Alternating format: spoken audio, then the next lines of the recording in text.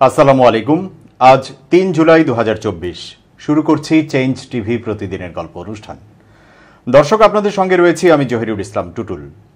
শুরুতেই সংবাদ শিরোনাম। টক শোতে রুমিনের সঙ্গে চাঞ্চল্যকর যা ঘটল মহিলা লীগ নেত্রী, অবশেষে যা করলেন উপস্থাপক। বাইডেনের গাজা নীতির বিরোধিতা করে একের পর এক পদত্যাগ করছেন মার্কিন কর্মকর্তারা। গাজায় যুদ্ধবিরতি চান ইসরায়েলি জেনারেলরা। এবার বিস্তারিত। ব্যারিস্টার রুমিন ফারহানা বিএনপির আন্তর্জাতিক বিষয়ক সম্পাদক ও সাবেক সংসদ সদস্য। দেশের রাজনীতির যে কোনো ইস্যুতে সোচ্চার থাকেন রুমিন।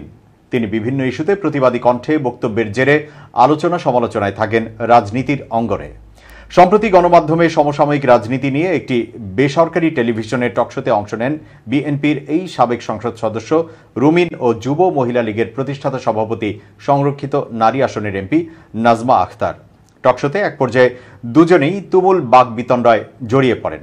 দুই নেত্রীর ঝগড়ার ভিডিওটি সামাজিক যোগাযোগ মাধ্যমে ভাইরাল হয়েছে। ভিডিওটিতে দেখা গেছে টকশোর এক পর্যায়ে ব্যারিস্টার রুমিন ফারহানা বলেন, বর্তমান প্রধানমন্ত্রী শেখ হাসিনার জন্য আমার খারাপ লাগে। নানা অপবাদ নিয়েও দলকে ক্ষমতায় এনেছেন, সেটা যে কোনো উপায় হোক বারবার ক্ষমতায় নিয়ে আনছেন, রাখছেন। তিনি ৩০০ এমপিকে বিনা ভোটে নির্বাচিত করছেন। এসব এমপি নানা রকম সুযোগ সুবিধা পাচ্ছেন শুধু এই ভদ্র মহিলার কল্যাণে। তবে দুঃখের বিষয়, উনি কি বক্তব্য দেন তা তার দলের কেউ ভালো করে শুনেও না। রুমিন বলেন, শেখ হাসিনা বলেছেন, ভারতকে যা দিয়েছি তা সারা জীবন মনে রাখবে। এ কথা বলার পরই উত্তেজিত হন নাজমা আখতার। তিনি রুমিনের উদ্দেশ্যে বলেন, শুধু একটি লাইন পড়লে হবে না, আগের লাইনগুলো পড়েন। পরে পুরো বক্তব্যটি ব্যারিস্টার রুমিন পড়ার চেষ্টা করলে দুজনের মধ্যে তুমুল বাকবিতণ্ডা শুরু হয়। তখন রুমিন ফারহানা নাজমার উদ্দেশ্যে বলেন, আপনি সময় নিয়েও টান মারেন, আবার পুরো বক্তব্য শুনতে চাইবেন। আপনার প্রধানমন্ত্রী কি বলে তা জানেন না, এটা খুব দুঃখজনক। পাল্টা জবাবে সংরক্ষিত আসনের এমপি নাজমা বলেন, প্রধানমন্ত্রী শেখ হাসিনার জন্য আপনার খারাপ লাগার কথা না, খারাপ লাগতে পারে আপনার বাবার। আপনি প্রধানমন্ত্রীর কাছে গাড়ি বাড়ি সহ নানা সুযোগ সুবিধা নেবেন, আবার সমালোচনাও করবেন। অবস্থা বেগতিক দেখে এক পর্যায়ে টকশোটি শেষ করতে বাধ্য হন উপস্থাপক। শ্রম আইন লঙ্ঘনের অভিযোগে করা মামলায় ৬ মাসের সাজাপ্রাপ্ত নোবেল বিজয়ী অর্থনীতিবিদ ডক্টর মোহাম্মদ ইউনূসের মামলা দ্রুত নিষ্পত্তি করতে শ্রম আপিল ট্রাইব্যুনালকে নির্দেশ দিয়েছেন হাইকোর্ট। ডক্টর ইউনূসের মামলায় ৫০ পাতার রায়ের পর্যবেক্ষণের সময় এই নির্দেশনা দেওয়া হয়। বিচারপতি মোহাম্মদ নজরুল ইসলাম তালুকদার ও বিচারপতি কাজী ইবাদত হোসেনের হাইকোর্ট বেঞ্চ বুধবার এই রায় প্রকাশ করেন। হাইকোর্টের পর্যবেক্ষণে বলা হয়, সাজা কখনো স্থগিত হয় না। শ্রম আইন লঙ্ঘনের অভিযোগে করা মামলায় বৃহস্পতিবার শ্রম আপিল ট্রাইব্যুনালে হাজির হয়ে জামিন আবেদন করবেন ডক্টর ইউনূস। গত ১৬ এপ্রিল শ্রম আইন লঙ্ঘনের অভিযোগে দায়ের করা মামলায় ডক্টর ইউনূসকে ২৩ মে পর্যন্ত জামিন দিয়েছিলেন শ্রম আপিল ট্রাইব্যুনাল। এরপর ২৩ মে ডক্টর ইউনূসের জামিন ৪ জুলাই পর্যন্ত বাড়ানো হয়। গত ২৮ জানুয়ারি শ্রম আইন লঙ্ঘনের অভিযোগে দায়ের করা মামলার রায় চ্যালেঞ্জ করে নোবেলজয়ী অর্থনীতিবিদ ডক্টর মোহাম্মদ ইউনূস সহ ৪ জনকে জামিন দেন শ্রম আপিল ট্রাইব্যুনাল। একই সঙ্গে আপিল শুনানির জন্য গ্রহণ করেন আদালত। সেদিন শ্রম আদালতের দেওয়া সাজা স্থগিত করেন শ্রম আপিল ট্রাইব্যুনাল। পুলিশের সাবেক মহাপরিদর্শক বেনজির আহমেদ এবং তার স্ত্রী ও ২ কন্যার স্থাবর অস্থাবর মিলিয়ে ৪.৪৩ কোটি টাকার অবৈধ সম্পদের তথ্য পেয়েছে দুর্নীতি দমন কমিশনের অনুসন্ধান টিম। প্রাথমিকভাবে এসব সম্পদের কোনো উৎস পায়নি তারা। অবৈধ এসব সম্পদের মধ্যে রয়েছে ঢাকায় কয়েকটি ফ্ল্যাট এবং বিভিন্ন ব্যাংকে জমা রাখা বিপুল পরিমাণ অর্থ। অনুসন্ধানের স্বার্থে এখনই এসব সম্পদের বিবরণ প্রকাশ করতে চাচ্ছে না দুদক। বেনজিরের পরিবারের স্থাবর এবং অস্থাবর এসব সম্পদের দালিলিক তথ্য প্রমাণ পেয়েছে তারা। অনুসন্ধান টিম প্রাথমিকভাবে বেনজির আহমেদের নামে ৯,২৫,৭২,৫৬৫ টাকা, তার স্ত্রী জিসান মির্জার নামে ২১,৩৪,৫০,০৪৩ টাকা, জ্যেষ্ঠ কন্যা ফারহিন রিশতা বিনতে বেনজিরের নামে ৮,১০,৮৯,৬৯৬ টাকা এবং মেজ কন্যা তাহসিন রাইসা বিনতে বেনজিরের নামে ৪,৭৫,৫৯,৮৪৮ টাকা থাকার কথা জানতে পেরেছে। আপাতত এই তথ্য তাদের বিরুদ্ধে মামলা করার জন্য যথেষ্ট বলে মনে করছেন অনুসন্ধান টিম। এ বিষয়ে দুদকের ঊর্ধ্বতন এক কর্মকর্তা অনলাইন পোর্টাল ঢাকা পোস্টকে বলেন, প্রকৃতপক্ষে আদালতের নির্দেশনায় বেনজির আহমেদের প্রায় ১,০০০ কোটি টাকার স্থাবর অস্থাবর সম্পদ ক্রোক বা ফ্রিজ করা হয়েছে। আমাদের প্রথম লক্ষ্য ছিল সম্পত্তি যেন কোনো ক্রমেই বেহাত না হয়ে যায় কিংবা পাচার না হয়ে যায় সেই ব্যাপারে পদক্ষেপ নেওয়া। বর্তমানে সম্পদগুলো একটি একটি করে যাচাই করে দেখা হচ্ছে। অনেক সম্পদ তার আয়কর নথিতে দেখানো আছে। আপাতত ওই সম্পদগুলো আমলে নিয়ে অবৈধ সম্পদের হিসাব করা হচ্ছে, কারণ দুদকের মামলায় দালিলিক প্রমাণ দরকার হয়। এবার মার্কিন যুক্তরাষ্ট্রের খবর। টানা প্রায় 9 মাস ধরে ফিলিস্তিনের স্বাধীনতাকামী সশস্ত্র গোষ্ঠী হামাসের সঙ্গে ইসরায়েলের সংঘাত চলছে। চলমান এই সংঘাতে সরাসরি ইসরায়েলের পক্ষে অবস্থান নিয়েছে যুক্তরাষ্ট্র। একই সঙ্গে গাজায় ইসরায়েলি গণহত্যা ও যুদ্ধাপরাধের বিষয়েও দেশটি নীরব। এই পরিস্থিতিতে পদত্যাগ করেছেন যুক্তরাষ্ট্রের আরও একজন কর্মকর্তা। পদত্যাগের পর প্রেসিডেন্ট জো বাইডেনের পররাষ্ট্রনীতির কঠোর সমালোচনাও করেছেন তিনি। বুধবার এক প্রতিবেদনে এই তথ্য জানিয়েছেন বার্তা সংস্থা রয়টার্স। প্রতিবেদনে বলা হয়েছে, গাজায় প্রায় 9 মাস ধরে চলা যুদ্ধের সময় ইসরায়েলের প্রতি প্রেসিডেন্ট জো বাইডেনের অব্যাহত সমর্থনের প্রতিবাদে এখন পর্যন্ত অন্তত 9 জন মার্কিন কর্মকর্তা পদত্যাগ করেছেন। পদত্যাগকৃত এসব কর্মকর্তাদের কেউ কেউ আবার মার্কিন প্রেসিডেন্টকে ফিলিস্তিনের গাজা ভূখণ্ডে ইসরায়েলি নৃশংসতার বিষয়ে চোখ বন্ধ রাখার মতো অভিযোগও করেছেন। তবে বাইডেন প্রশাসন এটি অস্বীকার করেছে। এছাড়া গাজায় বেসামরিক হতাহতের সমালোচনা এবং অবরুদ্ধ এই ভূখণ্ডে মানবিক সহায়তা আরও বাড়ানোর প্রচেষ্টার দিকে ইঙ্গিত করছে দেশটি। ফিলিস্তিনের স্বাস্থ্য কর্মকর্তারা বলছেন, ইসরায়েলের আক্রমণে এখন পর্যন্ত প্রায় 38,000 মানুষ নিহত হয়েছেন। রয়টার্স বলছে, সর্বশেষ পদত্যাগকৃত মার্কিন ওই কর্মকর্তার নাম মরিয়ম হাসনাইন। তিনি মার্কিন স্বরাষ্ট্র বিভাগের বিশেষ সহকারী হিসেবে কর্মরত ছিলেন। বাইডেনের গাজা নীতির প্রতিবাদে মঙ্গলবার চাকুরি ছেড়ে দেন তিনি।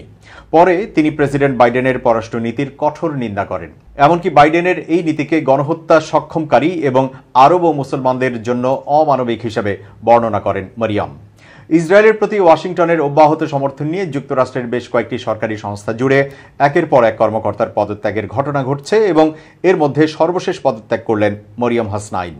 এর আগে গত জুন মাসের শেষ দিকে পদত্যাগ করেন মার্কিন পররাষ্ট্র দপ্তরের শীর্ষ কর্মকর্তা অ্যান্ড্রু মিলার। তিনি ছিলেন মার্কিন পররাষ্ট্র দপ্তরের ইসরায়েল ফিলিস্তিনি বিষয়ক ডেপুটি অ্যাসিস্ট্যান্ট সেক্রেটারি। এর আগে মে মাসের মাঝামাঝিতে ইসরায়েলের প্রতি যুক্তরাষ্ট্রের অব্যাহত সমর্থনের প্রতিবাদে লিলি গ্রিনবার্গ কল নামে প্রেসিডেন্ট জো বাইডেনের প্রশাসনের আরও একজন কর্মকর্তা পদত্যাগ করেন। তিনি মার্কিন স্বরাষ্ট্র দপ্তরের চিফ অব স্টাফের বিশেষ সহকারী হিসাবে দায়িত্ব পালন করছিলেন। এর আগে ওই একই মাসে হ্যারিসন মান নামে যুক্তরাষ্ট্রের এক সেনা কর্মকর্তা গাজায় ইসরায়েলের আগ্রাসনে ওয়াশিংটনের সমর্থনের প্রতিবাদে পদত্যাগ করেন। তিনি মার্কিন সামরিক বাহিনীর প্রতিরক্ষা গোয়েন্দা সংস্থার একজন কর্মকর্তা ছিলেন। গত নভেম্বরে তিনি ডিফেন্স ইন্টেলিজেন্স এজেন্সি থেকে পদত্যাগ করেন। হ্যারিসন মান তার পদত্যাগের চিঠি নিজের লিঙ্কডইনে প্রকাশ করেছিলেন। সেখানে তিনি বলেন, ইসরায়েলকে দেওয়া যুক্তরাষ্ট্রের প্রায় অকুণ্ঠ ও নিঃশর্ত সমর্থন হাজার হাজার নিরীহ ফিলিস্তিনিদের হত্যা ও অনাহারে রাখতে ভূমিকা রেখেছে। এর আগে যুক্তরাষ্ট্রের গাজা নীতির বিরোধিতা করে দেশটির পররাষ্ট্র মন্ত্রণালয়ের আরবি ভাষার মুখপাত্র হালা রাহারিত পদত্যাগ করেন।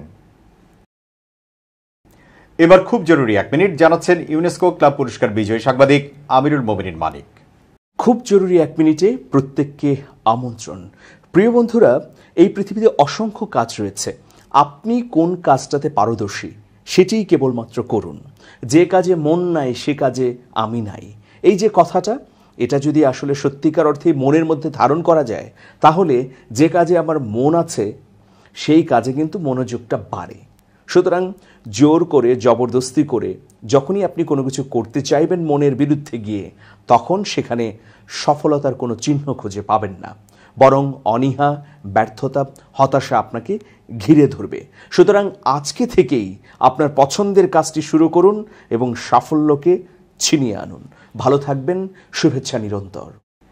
এবার মধ্যপ্রাচ্য প্রসঙ্গ। প্রধানমন্ত্রী বেনিয়ামিন নেতানিয়াহুকে উপেক্ষা করে গাজায় যুদ্ধবিরতি চান ইসরায়েলি জেনারেলরা। তারা বিশ্বাস করেন হামাসের হাতে থাকা বাদবাকি জিম্মিদের মুক্ত করার জন্য এই যুদ্ধবিরতি জরুরি। এছাড়া উত্তরে লেবাননের সশস্ত্র গোষ্ঠী হিজবুল্লাহকে দমনের ক্ষেত্রেও গাজায় যুদ্ধবিরতি প্রয়োজন বলে মনে করেন তারা।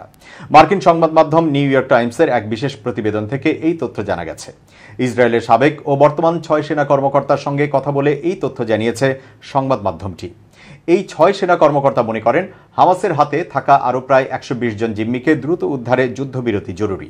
নাম প্রকাশে অনিচ্ছুক এই সেনা কর্মকর্তারা জানিয়েছেন, ইসরায়েলি সেনাবাহিনীর শীর্ষস্থানীয় ব্যক্তিরা মনে করেন তাদের বাহিনী এখন বিগত কয়েক দশকের মধ্যে সবচেয়ে দীর্ঘতম যুদ্ধের জন্য সুসজ্জিত নয়।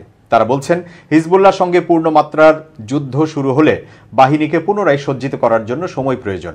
তারা জানিয়েছেন, সেনাপ্রধান লেফটেন্যান্ট জেনারেল হেরজি হালিভি সহ প্রায় 30 জন জ্যেষ্ঠ জেনারেলের সমন্বয়ে গঠিত ইসরায়েলের শীর্ষ সামরিক নীতি নির্ধারণী সংস্থা জেনারেল স্টাফ ফোরাম গাজায় একটি অস্থায়ী যুদ্ধবিরতি হিজবুল্লাহর সঙ্গে উত্তেজনা কমাতে পারে বলে মতৈক্য পৌঁছেছে।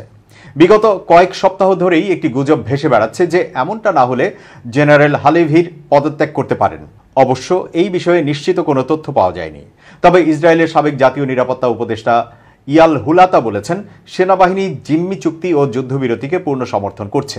তিনি আরো বলেন, গাজায় যুদ্ধবিরতি লেবাননে উত্তেজনা হ্রাসের সম্ভাবনা বাড়াবে এবং হিজবুল্লাহর সঙ্গে একটি সম্ভাব্য বৃহত্তর সংঘাতের ক্ষেত্রে প্রস্তুত হওয়ার পর্যাপ্ত সময় দেবে।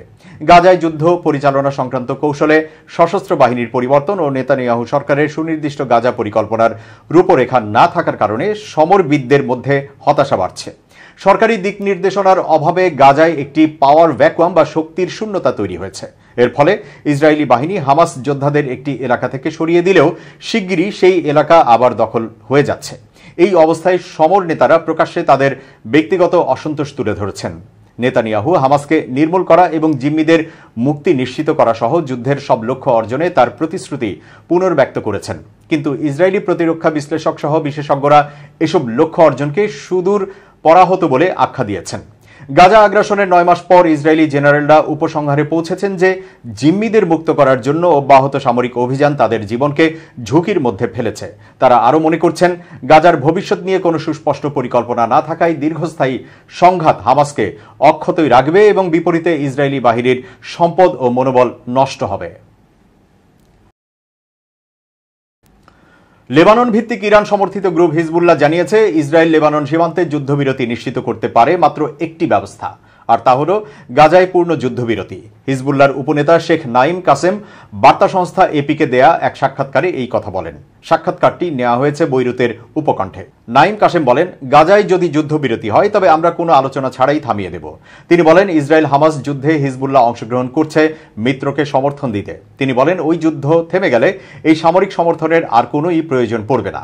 তবে তিনি বলেন, কোনো আনুষ্ঠানিক যুদ্ধবিরতি চুক্তি ছাড়া এবং গাজা থেকে পূর্ণ প্রত্যাহার ছাড়া ইসরায়েল যদি যুদ্ধের গতি কমিয়ে দেয় তবে ইসরায়েল লেবানন সীমান্তের পরিস্থিতি কেমন হবে তা স্পষ্ট নয়। 40 মিনিটের ওই সাক্ষাৎকারে হিজবুল্লাহ নেতা বলেন, গাজায় যদি যুদ্ধবিরতি এবং কোনো যুদ্ধবিরতি নয়, যুদ্ধ এবং যুদ্ধ নয় এমন মিশ্র ধরনের কিছু হয় তবে আমরা কি করব তা পরিষ্কার নয়, কারণ অবয়ব ফলাফল প্রভাব সম্পর্কে আমাদের জানা থাকবে না। সাম্প্রতিক সময়ে গাজায় যুদ্ধবিরতি আলোচনা থমকে আছে। এর ফলে ইসরায়েলের উত্তর সীমান্তে উত্তেজনা বেড়ে গেছে। গত 8 অক্টোবর থেকেই ইসরায়েল হিজবুল্লাহ গোলা বিনিময় চলছে। ওই দিনই গাজায় ইসরায়েল হামলা শুরু করে, আর গাজার সমর্থনে হিজবুল্লাহ হামলা করে। আন্তর্জাতিক মধ্যস্থতাকারীরা চেষ্টা করলেও গাজায় যুদ্ধবিরতি হচ্ছে না। ফিলিস্তিনি প্রতিরোধ আন্দোলন হামাস বলেছে, স্থায়ী যুদ্ধবিরতি এবং গাজা থেকে ইসরায়েলের পূর্ণ প্রত্যাহারের মাধ্যমেই শান্তি প্রতিষ্ঠা সম্ভব। ইসরায়েল স্থায়ী যুদ্ধবিরতিতে রাজি নয়। ইসরায়েলের অনেকেই লেবাননের সাথে পূর্ণ যুদ্ধ চাচ্ছে, তবে অনেকে যুদ্ধ এড়াতেও চাচ্ছে, কারণ হামাসের চেয়ে হিজবুল্লাহ অনেক বেশি শক্তিশালী। তাদের যে রকেট ও ক্ষেপণাস্ত্র মজুত আছে তা দিয়ে তারা ইসরায়েলের যে কোনো স্থানে আঘাত হানতে সক্ষম হবে। এই প্রেক্ষাপটে হিজবুল্লাহর উপনেতা কাসেম বলেন, এখনই ইসরায়েল যুদ্ধ শুরু করবে বলে তিনি মনে করেন না। তিনি হুঁশিয়ারি উচ্চারণ করে বলেন, ইসরায়েল যদি লেবাননে সীমিত যুদ্ধ করার ইচ্ছা করে থাকে তবে তাদের জেনে রাখা উচিত যুদ্ধ আর সীমিত থাকবে না। তিনি বলেন, ইসরায়েল সীমিত যুদ্ধ, পূর্ণ যুদ্ধ, আংশিক যুদ্ধ কোনটা বেছে নেবে সেটা তাদের বিষয়। তবে তাদের উচিত হবে আমাদের প্রতিক্রিয়ার প্রত্যাশা করা এবং আমাদের প্রতিরোধ কোনো নির্দিষ্ট সীমায় থাকবে না। ইসরায়েল যদি যুদ্ধে মত্ত হয় তবে তার মানে হবে এর কোনো মাত্রা থাকবে না। তিনি ইঙ্গিত দেন যে হিজবুল্লাহ আক্রান্ত হলে এই অঞ্চলে ইরান সমর্থিত অন্যান্য গ্রুপ আরও সক্রিয় হয়ে উঠবে। বিশেষ করে ইরাক, সিরিয়া, ইয়েমেন এবং অন্যান্য স্থানের সশস্ত্র গ্রুপগুলো ইসরায়েলের বিরুদ্ধে পূর্ণ শক্তিতে নামবে, আর এটি যুদ্ধে ইসরায়েলের মিত্র যুক্তরাষ্ট্রকেও নামতে বাধ্য করবে।